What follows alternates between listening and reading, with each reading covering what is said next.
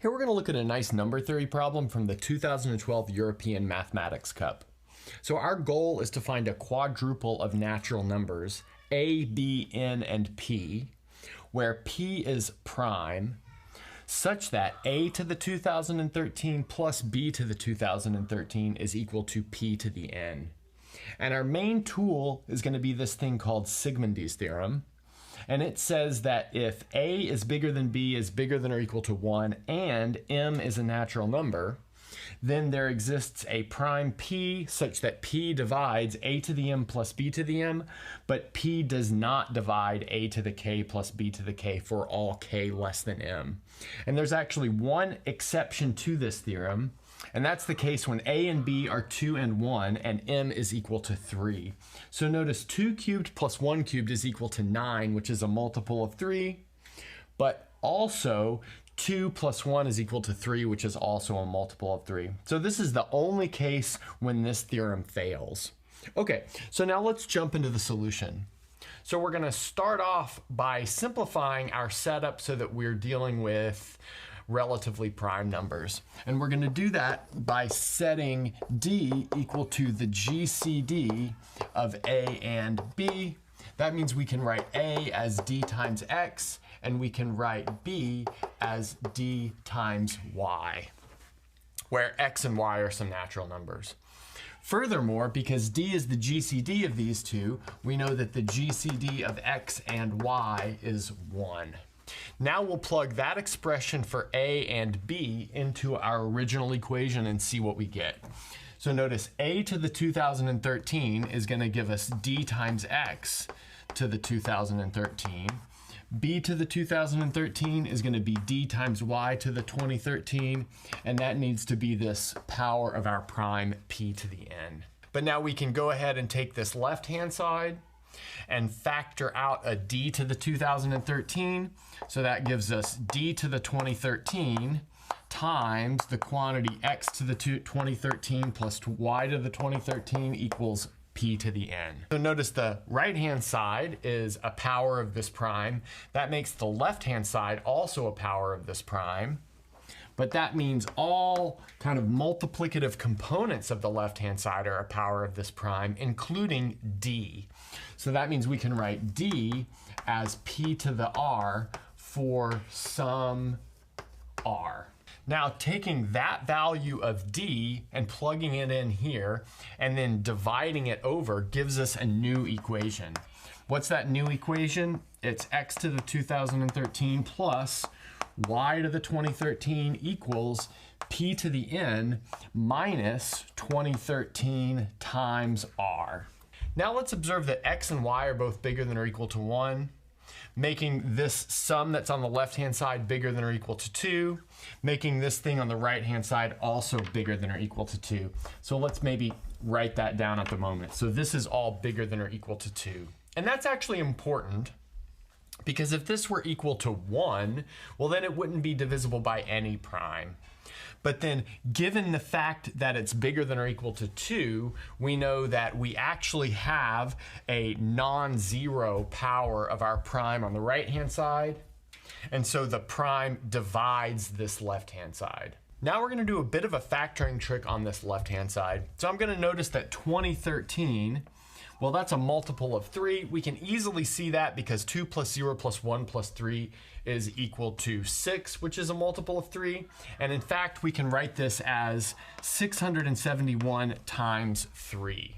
Okay, so that makes, again, this thing right here is also 671 times 3. Okay, great. Now we're going to do a bit of a change of variables. So let's set z equal to x to the 671, and we'll set w equal to y to the 671. This may seem kind of unnecessary, and it is a little bit unnecessary, but it does make it a little bit simpler to work with. So we'll take those values of z and w and simplify the left-hand side of this equation. That'll give us z cubed plus w cubed equals p to a power, which is n minus 2013 times r. But let's rename this thing as well. let's rename this thing S, and notice we know that S is bigger than or equal to 1. So that's another thing that's pretty important to notice. Okay, now we'll take the left-hand side and factor it. We know sum of cubes has a standard factorization, so we can factor that like z plus w times z squared minus zw plus w squared. Like I said, that's equal to p to the s. And again, we know our right-hand side is a power of a prime, which means all multiplicative components on the left-hand side are also power of a prime.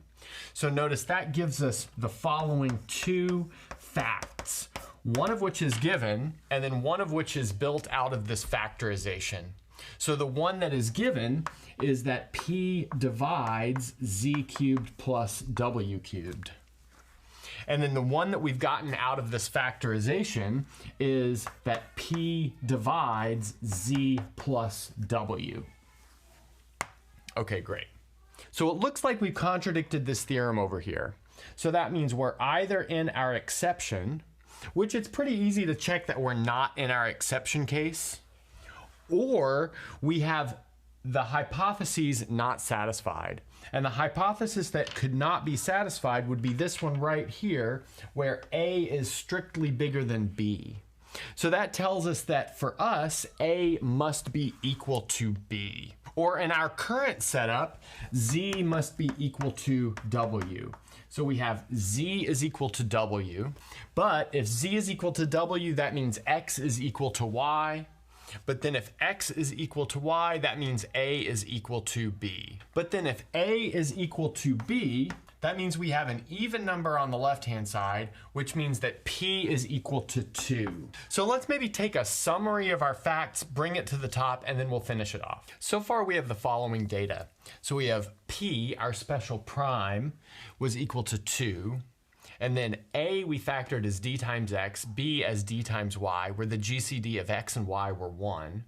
Then we calculated that D had to be equal to 2 to the R. Recall that D was the GCD of A and B.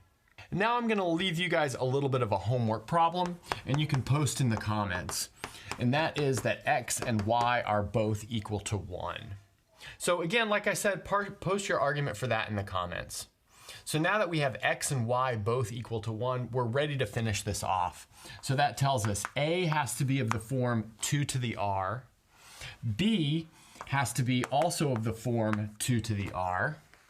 But now putting this together, we see that A to the 2013 plus B to the 2013 is going to be equal to 2 to the 2013 times R plus 1.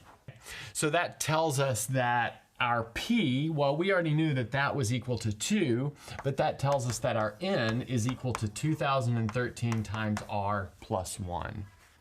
So we've got a whole family of solutions that is indexed by this number R. And that's a good place to stop.